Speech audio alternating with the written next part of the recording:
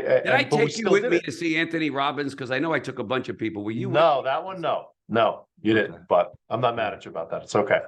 So, but you know, you look.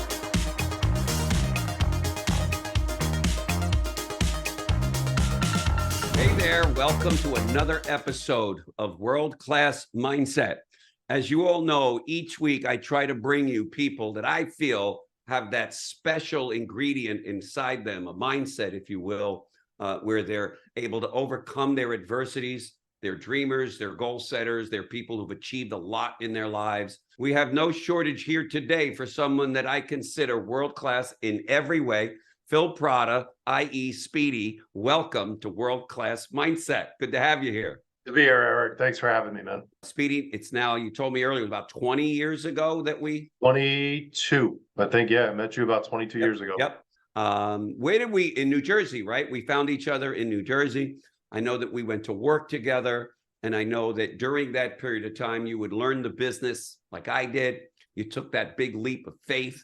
You became an owner, and now you've been on that executive council multiple times, which is pretty incredible. Speedy, are they writing you a check for that at all? Because they never gave me any money to help them, huh? I need to check the account. We'll see. I don't know.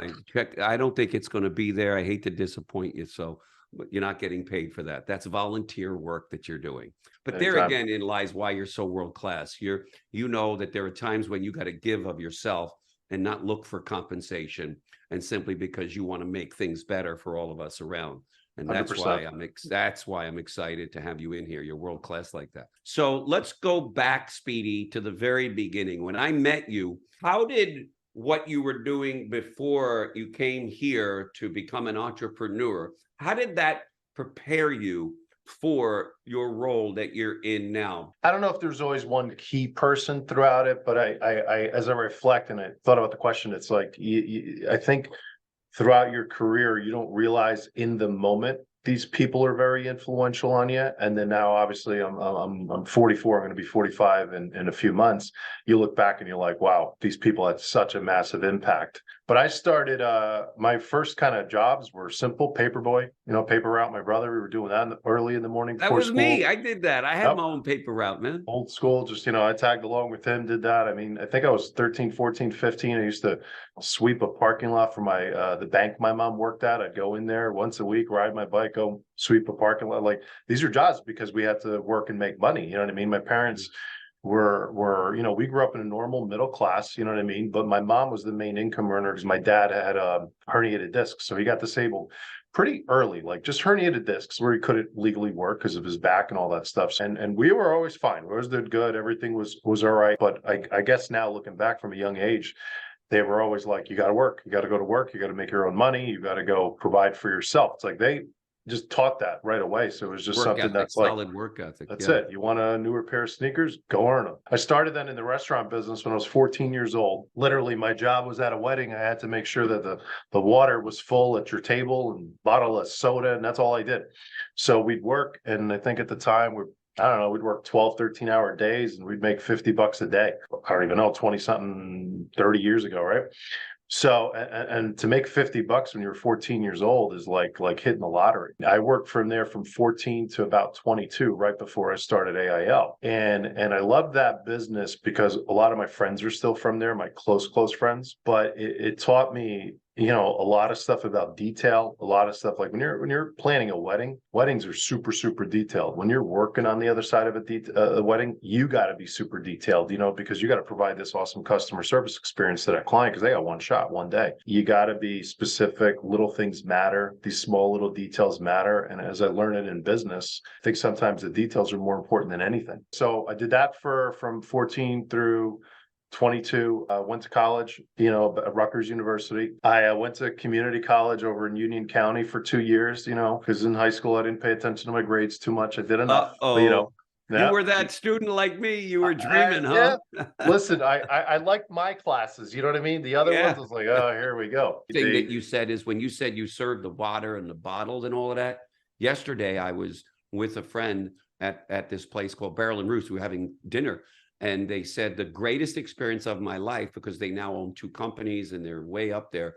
He said, was I started behind that counter serving liquor, serving drinks. He said, and I learned how to deal with people and interact 100%. with people, all Yep. kinds of different people, right? So you probably had that same experience. I wanted my daughter to go out and work in a pizzeria, because she said that was the job that was available. I said, go do it. You'll get to deal with people. So go to school, do my thing, and throughout there, it was the same thing. My parents were like, "All right, you want to go to college? You're on your own. You're paying for it." So it's like, "All right, here we go." So you got to do this. I worked probably 40, 50 hours a week in the restaurant business, took 12, 15 credits. It was brutal. And I think, like, again, looking back, 'cause it's always easy to look back, Monday morning quarterback, whatever you want to call it. Absolutely. But I think I graduated Rutgers with probably 9, 10 grand of debt. You know what I mean? So when you think about that, it's like, but it was a struggle in between to sit there and study and do all the stuff that you have to do. Is half asleep in some of the classes or whatever. But am I grateful for the experience now? Yeah. While you're going through it, no, you want to lose your mind while you're going through it. But it's like, I learned this stuff now. It's like, this too shall pass. It's Yeah. like, it'll work itself out later. So the mindset of this too shall pass really was here at AIL, like from the people that I've been associated with and people that have been through what you've been through, at least in our company. So it's like, why am I purposely going to go down a road that I kind of don't know, or I can take longer and be a bumpier road? Let me kind of go to somebody else who's been there that I trust and they've been through that. So let me say, all right, hey, how do we fix these situations? And they guide me. I'm coachable with people that I trust and people that I look up to. Now, at the same time, I don't just run with the newest and hottest new idea because I am a thinker a little bit, because change is always going to occur, right? So it's a constant. We got to be ready for whatever change comes on. But at the same time, we got to sit there and think about, how will this help me or how will this not? Because as a business owner now, it's like there's greater risks. So I can't just go and say, well, today we're going to go reinvent the wheel. We're going to go do it this way, because if that thing goes wrong, well, it could take me a year to recoup losses and people and all the stuff. So I'm a thinker with it, but when I sit and I'm blessed to be around a lot of great people, especially here at AIL, I would ask them that I trusted, hey, what do we do in this situation? They're like, do A, B, and C. And I'm like, all right, good. What do you think prevents people from reaching out? What do you think prevents them from doing that? A lot of people we run into is like, we think that they have to have the answer for everything, and you really don't. It's like, you should want to find a way to get the answer. If you don't have the answer, I joke around and with people that I'm close with, whatever. If I don't have an answer, I'm going to like kind of put it in a spot in my head of like pending or whatever it may be, right? And let me go find the answer. Pending folder. I like pending folder, whatever it I is. get it. Yeah. So a lot of people, it's like, we think that you got to get the answer no matter what. We'll just kind of come and make something up or come to some conclusion. So I think a lot of it's pride, and I guess I have more respect for people when they tell me, you know what, I don't know, but I'm going to go find out. And I'm going to probably ask somebody who might have more information versus then just trying, oh, it should be this way or whatever it may be. I think fear, I don't know why people are scared of that, but it's like, I have no problem calling somebody and saying, hey, I need help. I've done it with you. I've done it with so many other examples and mentors in my life. Hey, I'm in this situation. What do I do? What would you say? And the thing that I think comes from those calls that might stop people from reaching out, sometimes like when we get tough love. And the tough love, it's what you need to hear sometimes. And sometimes you get off these calls or whatever it may be, a Zoom meeting nowadays, you're like, well, I didn't want to hear that. And they're like, well, you needed to hear that. That's the whole purpose. You asked me for advice. Here's how the advice is. So it's the same thing I try my kids. I mean, my kids are young, 14, 8, and 5,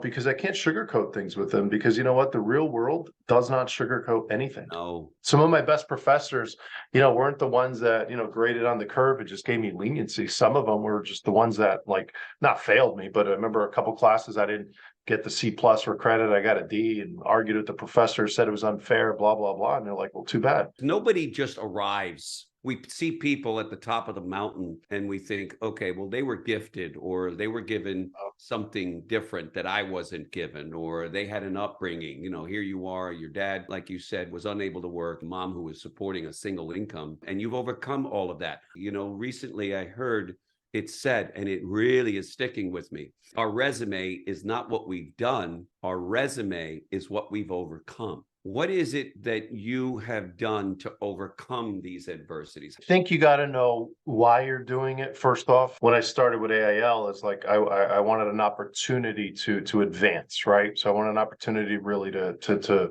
move up and be in control. We want a promotion, we just go to work. You know what I mean? Like people will pick us out if we're doing well. They'll be like, hey, we should be giving you more, whatever case may be. So I always liked that environment. I always wanted to make more money because I like the things that having more money does and things of that Freedom. nature, but I like the options that it brings. And that was something you influenced me years when all the meetings that we've had and all that. It's not that money buys you happiness. Money gives you options that allows you to maybe be a little bit happier in certain things. So the rest is like, why not? Because you got an adversity that's coming. You got a challenge. When that challenge is over, I've always learned you're going to have a bigger one later. Bigger one coming up. Tell me, is there any specific day or moment that you can recall where you had one of those moments like, I hope I'm able to get out of this mess? I got moments in my head that I'm sitting there like at the time I thought were critical, you know what I mean? That were Yeah. like a left or right in your life, where can it go? The day you got into the accident, you know, I don't remember the day, but I remember exactly where I was. I had just put down a deposit in a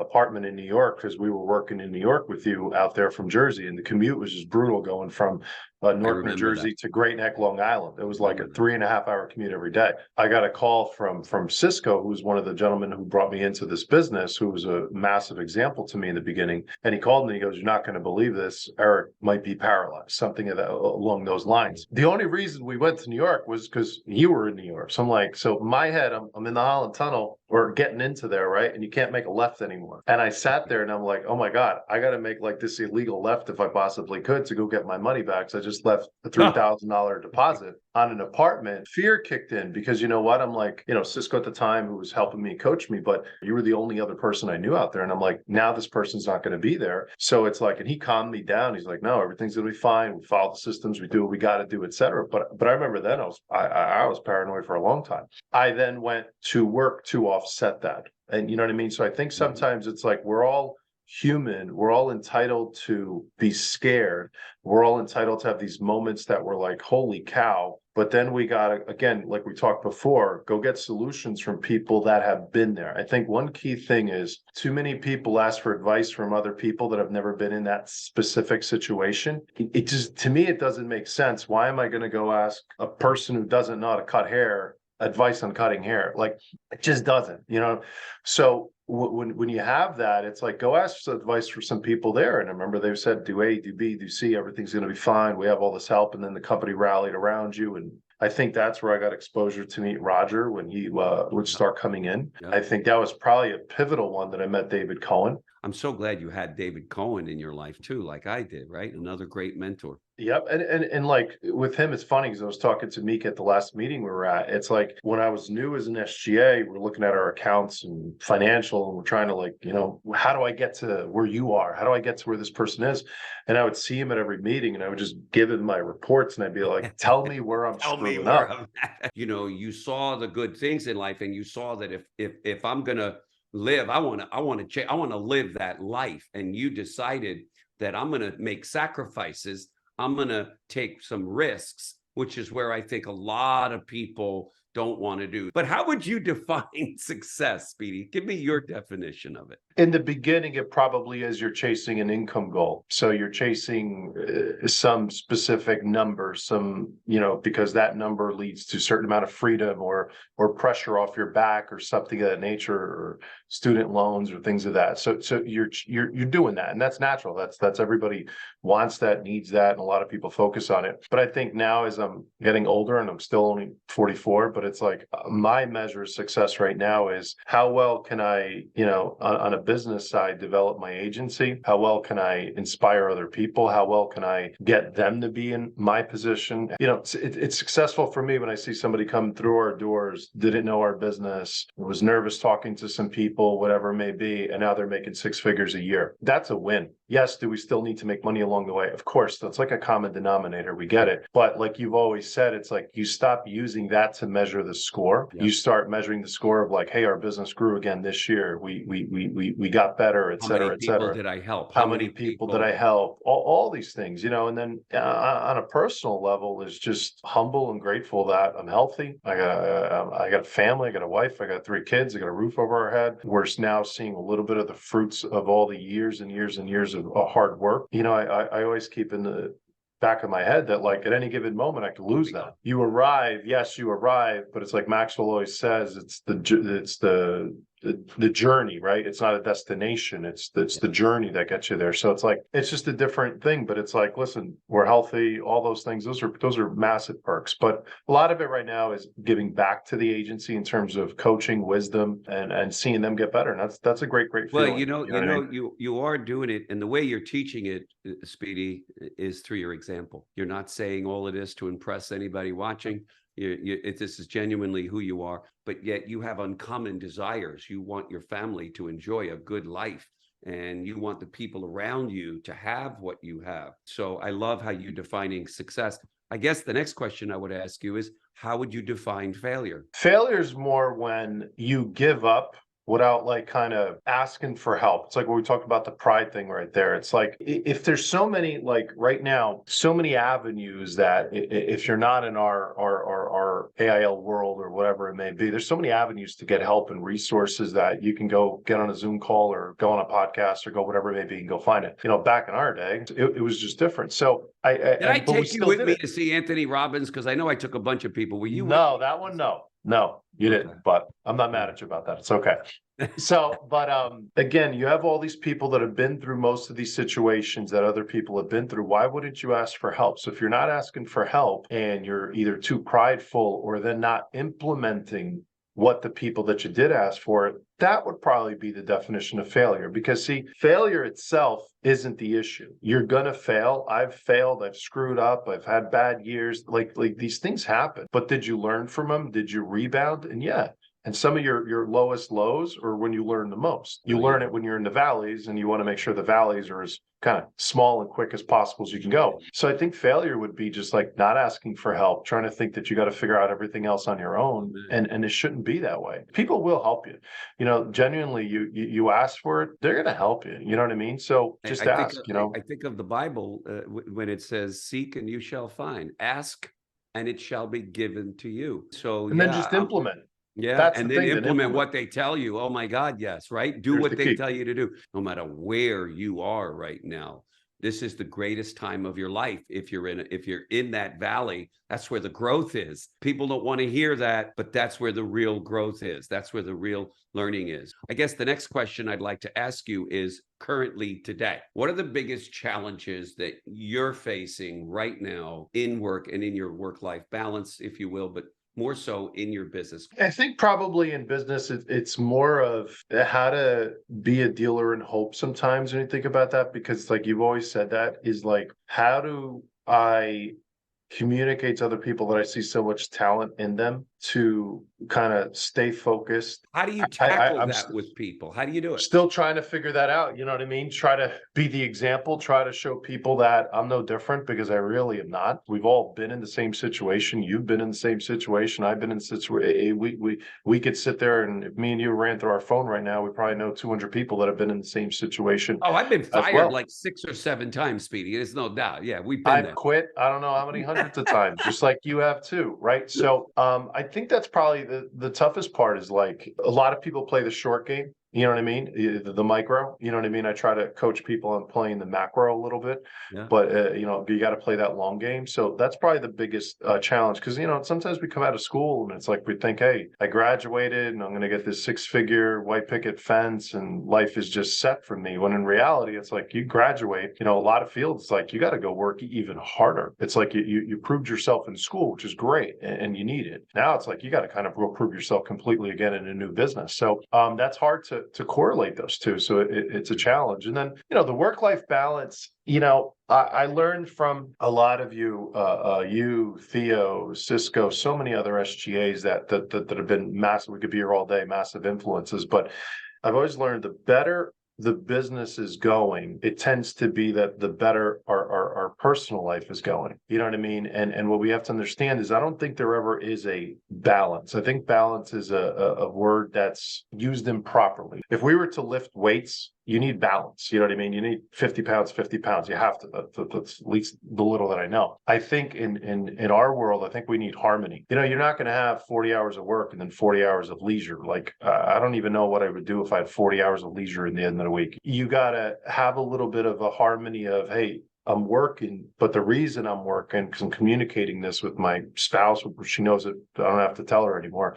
But like with my kids, they know that. You know, my kids know that when dad's walking around with his AirPods or dad's in his office on Zoom doing stuff, dad's making money. You know, dad's working, dad's helping other people. So it's like I try to teach them now young because they got to understand that it's like they're blessed with a lot of good things, but these things you got to go work for. You got to put in the work for it. But then you got to remember when you're working, and when you're not, you're not. And that's the other thing. So it's like when it's work time, it's work time. In the restaurant business, I was young. One of my GMs, Tony, who had passed away a few years ago, he now, again, I'd look back at, he was a massive example because he would teach us, you got to hustle, because we were it was just the restaurant business was just hustle all day long because we'd be doing banquets upstairs, a la carte outside. It was just the constant going. And if we were standing in wherever we were and we had our hands in our pockets, that meant we were doing nothing. And if we were doing nothing, he would find something for us to do. So I'd sit there and he'd do that. So it's like a reflex. You're standing, you put your hands in your pocket. Oh, you have nothing to do? Come on over here. And you're like, damn, I got caught. I got to do something.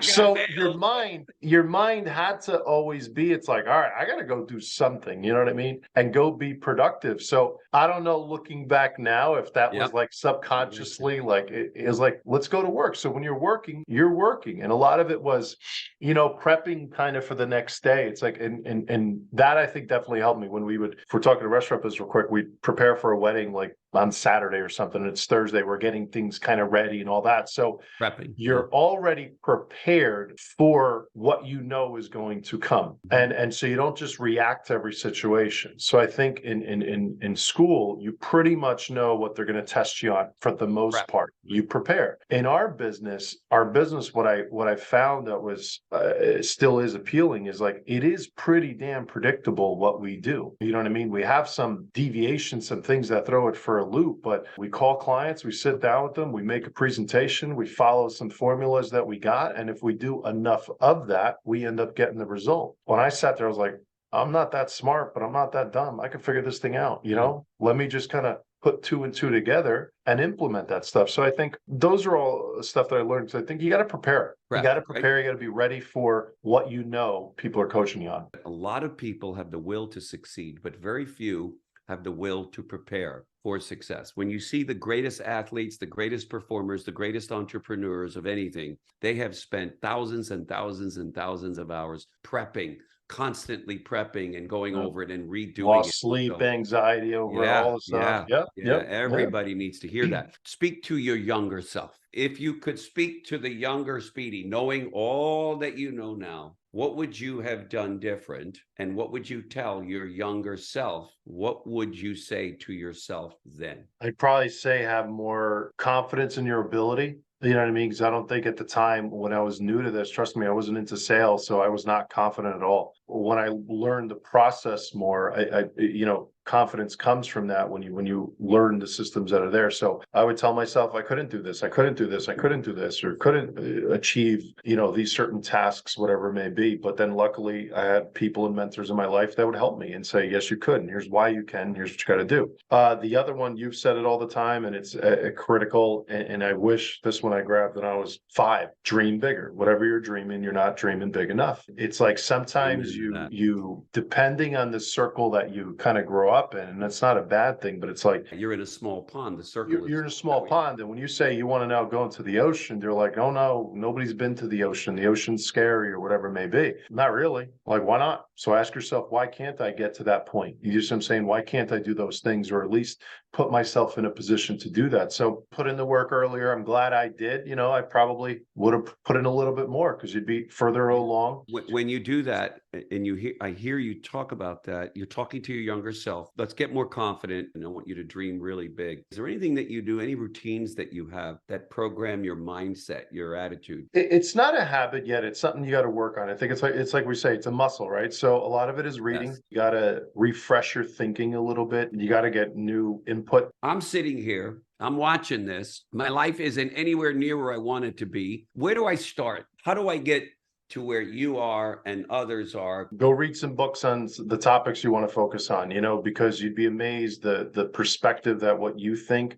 And then when you have this different perspective, you need that knowledge. You know what I mean? You need to have a full cup, as I was taught. Marcus would always teach it. You got a full cup in order to pour into others. Go look at who is it, if there is a specific person or in that specific industry that you're thinking of, and go find somebody you trust. Go find someone you have confidence in, etc. And go listen to them. Go get coaching from them. And you might have to go nag them. Don't expect them to come to you and say, "Hey, Eric, I want to mentor you." I don't see that happen too much. It's like it happens just kind of by default. And I used to always nag everybody. So it's like people didn't come to me say, "Hey, I want to teach you how to," David Cohen didn't come to me say, "I want to teach you how to do these reports." No, I nagged them. And even if I'm annoying, whatever, I'm annoying. But then when I implement, they'll actually listen more because they see that I'm learning. Get around people that are thinking way bigger than you. You've always said, if you want to make 100 grand, go hang out with people that are making 1 million. Right. When you used to say that, I'm like, all right, this guy's crazy. Like, what is he talking about? Like, you know what I mean? First off, I don't know people make 100. I don't know people make 1 million. But the concept is so true because all of a sudden they say something that's so different that you're like, wait a minute, I didn't think about that. If you don't get out of your own bubble, you're never going to get out of your own bubble. Great advice. I remember when I met Bernard Rappaport for the very first time, and I was in awe. And all I did was pick his brains constantly. I was the biggest pain in the ass. He would tell me that. I would constantly ask him questions. I wanted to learn. I wanted to know. I want to know what he knows because I want to succeed at the levels that he is succeeding at. And that was my pure motivation. They're willing to share what they've learned and what they know. They want to.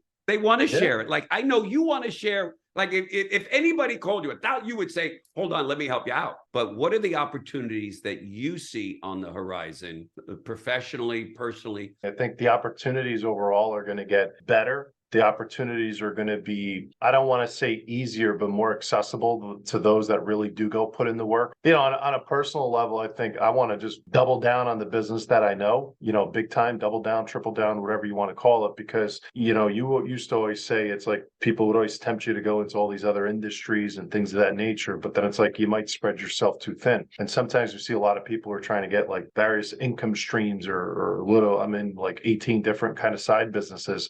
You know what? I know AIL. I know our business. I know this for 22 years. I'm not a genius outside all the other ones. Let's maximize this and double down because I know whatever it is in the field I'm in, if I know that field, I could put more effort into it and I can get a way bigger return than trying to master 6 other fields. Amen. You see what I'm saying? Amen. So I think that'll be something big and just keep expanding. And what I thought we could do, we've achieved some stuff. But now that I look at what we can do, I'm like, oh boy, we haven't even scratched the surface of what's capable out there.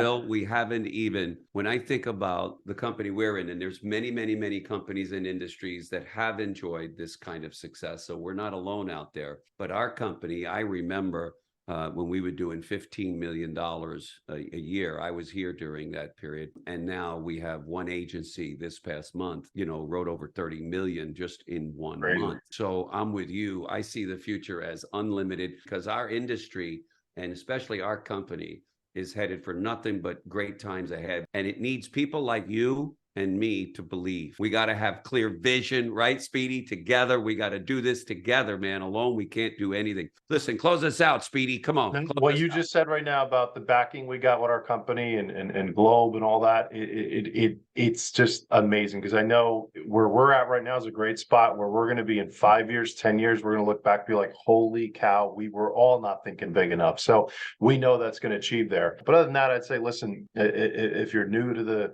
business, you're fresh out of college, you're fresh into whatever career you're entering, just buckle down, go to work, be coachable, Look around for people that are there to help you. There's a lot more than you think that they are. Take their advice, like seek out a mentor. Don't necessarily wait for them to come to you. But Yes. the old school adage of you got to go to work and prove yourself, I just think it's super true. I think that ain't going anywhere. Maximize whatever opportunity you got. And if it's here at this company, you have an amazing, amazing opportunity. I really mean it. Thank you. I really enjoyed our visit today.